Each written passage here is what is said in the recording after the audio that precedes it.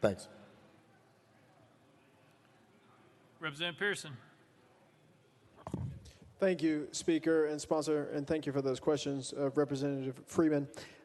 Sponsor, the violations that the health department found in these places that they went, were those violations one way or another substantiated? Representative Garrett.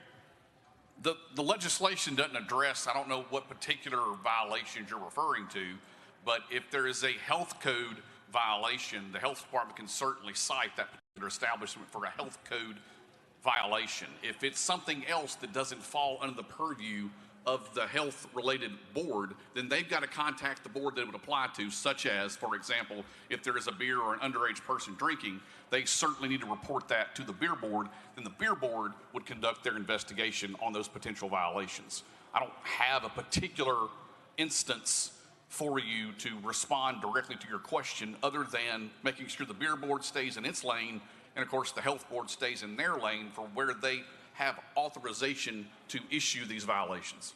Representative Pearson.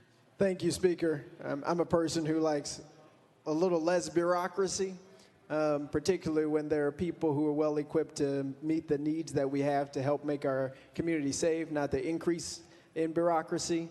But the challenge that I have here, you said you don't know of an example where a public health department has interfered with a beer board's authority. Is that right?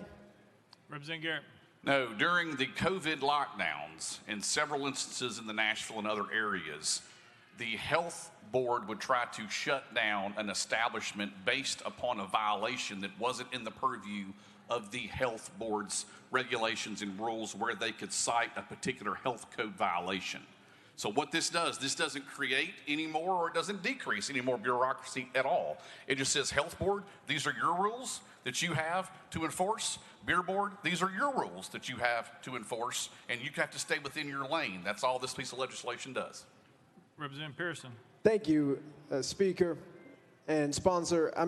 I understand what you're saying. During the height of the pandemic, this was happening. You don't have any examples, at least in the most recent years, where this has occurred. And even then, if it's not within their purview, then I'm unsure how they would have been able to sort of execute whatever violations were happening.